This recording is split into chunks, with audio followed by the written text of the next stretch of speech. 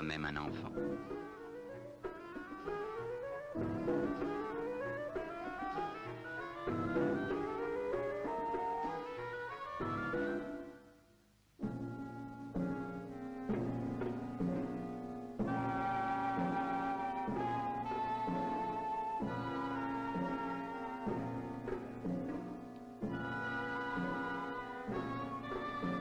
Ils se retrouvèrent des dizaines de milliers dans les pays limitrophes, Burundi, Ouganda, Tanganyika et provinces congolaises du Kivu.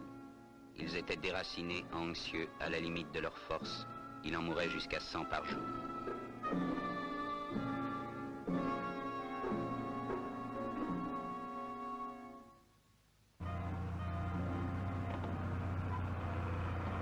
Les pays d'accueil sont alors eux-mêmes aux prises avec les problèmes nés de leur récente indépendance. Leurs gouvernements font appel à l'aide de la communauté internationale. Dès mars 1962, à la demande et de concert avec le Haut Commissariat des Nations Unies pour les réfugiés, la Ligue des sociétés de la Croix-Rouge accepte de coordonner des programmes de secours. Ainsi débute la phase d'urgence de l'opération. Il faut nourrir, vêtir, abriter, soigner.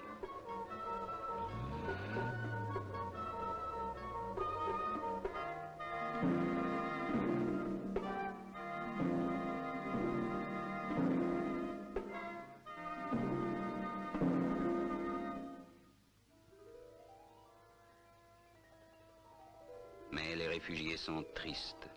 Leurs pensées sont ailleurs. Là-bas, au-delà des collines, il y a le pays de leur enfance, l'odeur familière du troupeau.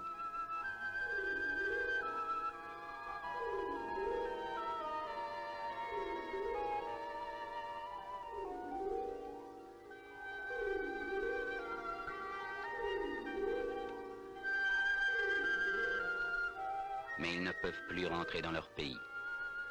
On décide alors de leur donner les moyens de reprendre ailleurs une vie normale. Le Haut Commissariat des Nations Unies pour les réfugiés confie à la Ligue des sociétés de la Croix-Rouge la responsabilité des opérations de réinstallation. Pour la Croix-Rouge débute une tâche nouvelle, plus longue que celle auquel elle est habituée, mais née aussi d'une situation d'urgence. Le siège de la délégation de la Ligue est installé à Bujumbura, capitale du Burundi, au bord du lac Tanganyika. Alors commence une entreprise peu commune qu'une poignée d'hommes va porter à bout de bras pendant 2 ans. La tâche est immense, le pays difficile.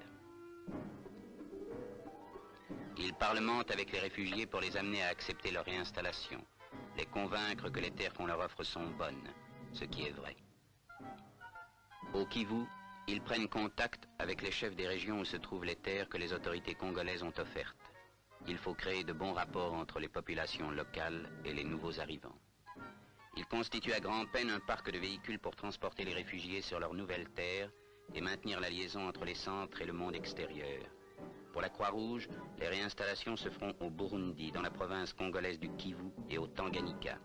C'est des centres du Kivu central que nous allons vous raconter l'étonnante aventure.